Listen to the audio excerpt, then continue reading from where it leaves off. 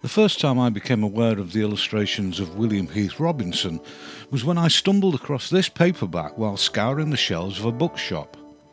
I was 16 years old, and from that moment onward he has remained at the top of my list of favourite illustrators.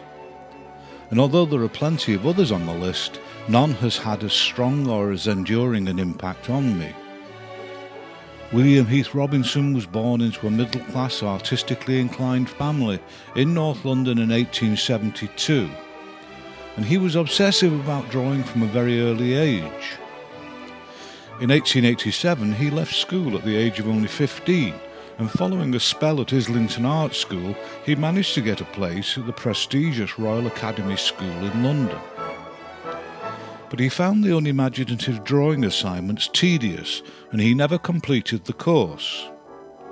He had originally planned a career as a landscape artist, but it soon became clear this would not be his path to prosperity.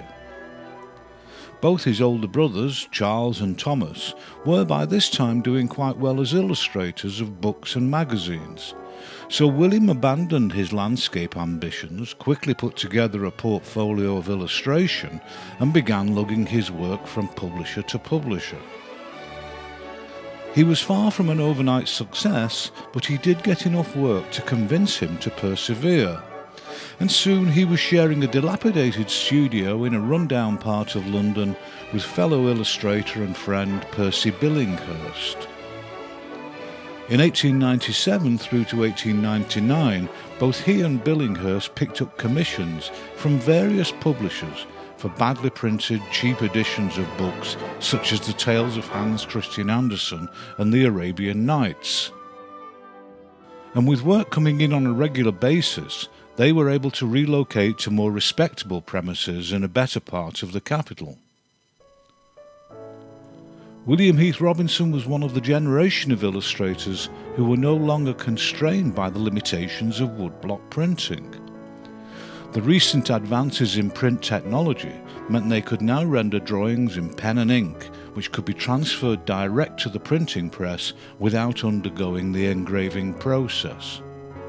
And Heath Robinson took full advantage of this freedom with a series of sophisticated line illustrations for a collection of the poetry of Edgar Allan Poe, published in 1900.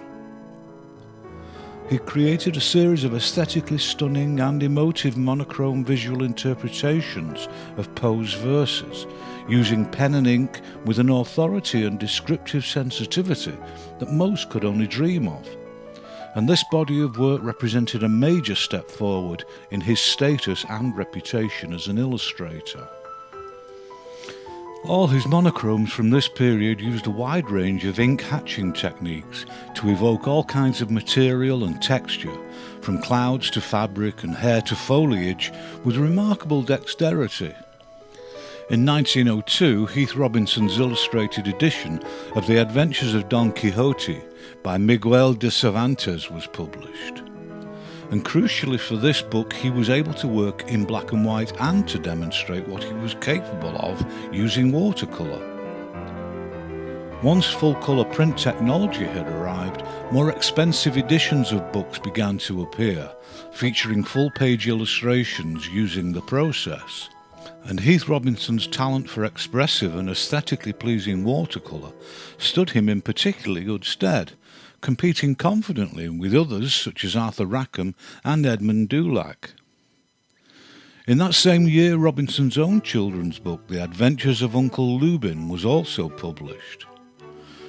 Although the book was only illustrated in black and white, it featured a narrative and a set of memorable fantasy images, every bit as believably absurd and surreal as those created for Alice in Wonderland by John Tenniel almost half a century before.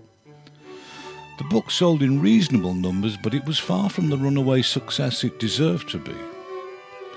By 1903, Heath Robinson felt financially secure enough to get married, and in the same year he acquired an agent, A.R. Johnson, to deal with clients and manage money, two things that he detested about the freelance life.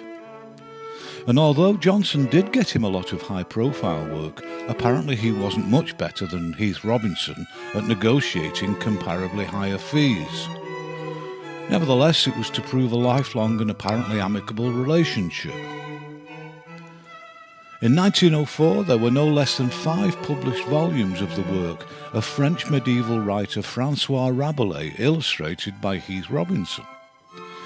It may have been an unlikely pairing of author and illustrator, given the frequently dark, violent and sexual nature of Rabelais' stories, but the monochromes created were some of Heath Robinson's most compelling and skillfully rendered images.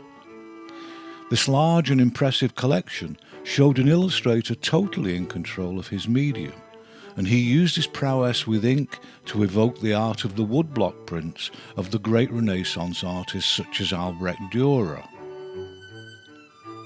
Following on from his success with Don Quixote, quite a few more commissions for books with colour pages for both children and adults came his way in the next few years. There was an edition of Shakespeare's fantasy tale Twelfth Night, which was published in 1908. And only a year later there was the dramatic visualisation of Rudyard Kipling's A Song of the English, and both these works provided further proof of his abilities in both colour and monochrome. 10 years after the publication of Uncle Lubin, Heath Robinson's second children's storybook, Bill the Minder, was published in 1912, and this time the book featured some full-page watercolours. Once again, he created a wildly nonsensical story and a series of breathtakingly assured images throughout. This book proved to be considerably more popular than his first outing, and it's considered rightly by many to be a pinnacle in Heath Robinson's work. Throughout the second decade of the 20th century, there were several more lavishly illustrated and expensively printed stories and collections which followed. These included an opportunity to revisit Andersen's fairy tales in 1913, and in a remarkable flurry of activity, he followed this up with Shakespeare's A Midsummer Night's Dream in 1914 and Charles Kingsley's The Water Babies in 1915. Despite the volume of images created in a very short time, there was no visible loss of quality in any of the work. When the Great War broke out in 1914, William Heath Robinson was already 42 and too old to fight, so he set about drawing large numbers of wartime cartoons, most of them appearing in the popular magazines The Sketch and The Bystander. But these comical images made no mention of the misery or brutality of war. Instead, they were a development of what had begun tentatively with Uncle Lubin in 1902. The triumph of hopeless improvised impossible machinery and an oddly plausible perversion of the laws of nature, depicting preposterous weapons and military devices being used by the combatants. And as well as appearing in the magazines, they were also published as book collections. By the time the war had ended, William Heath Robinson had become a household name in Britain, almost entirely due to this body of cartoons, rather than what he referred to as his serious work. And it's from these drawings that the term a Heath Robinson device, meaning any improvised or unlikely contraption, derives. If you're American, you'll probably recognise this better as a Rube Goldberg machine, named for the cartoonist who created similar images around the same time. Demand for this aspect of Heath Robinson's work became even greater, and his absurd inventions and improbable gravity-defying scenarios featured in virtually every publication of the 20s and 30s, and made good-natured fun of many aspects of everyday 20th century British life. And this in turn led to a lot of advertising work coming his way.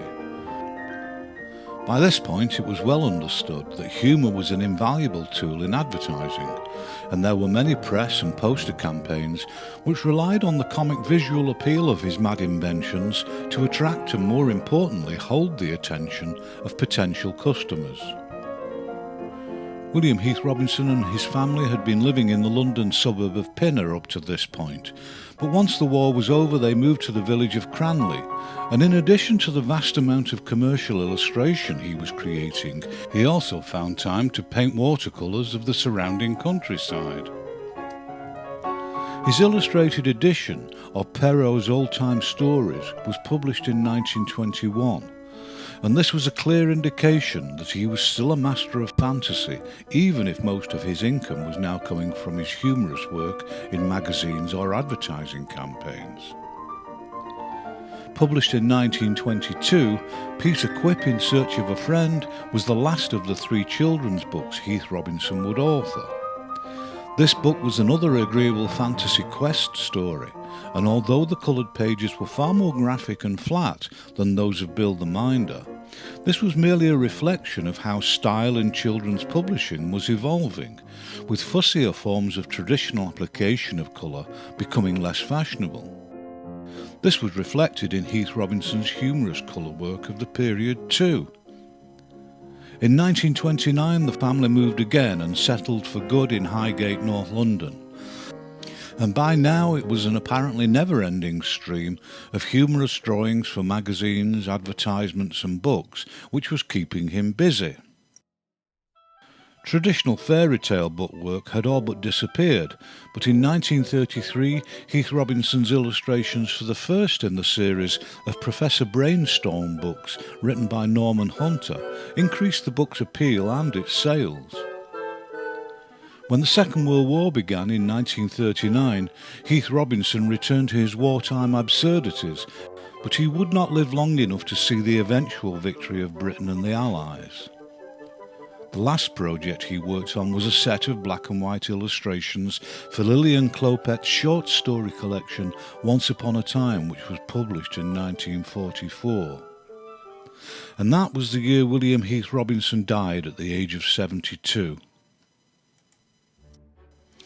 In modern Britain, William Heath Robinson hasn't yet reached unsung hero status, but he is far from a household name, and any reference to Heath Robinson machines will probably die out with my generation. So I hope this tribute will help to keep his flame lit with at least a couple of new converts out there, and maybe this has gone some way to repaying the enormous debt of gratitude I and countless other illustrators owe to the genius of William Heath Robinson.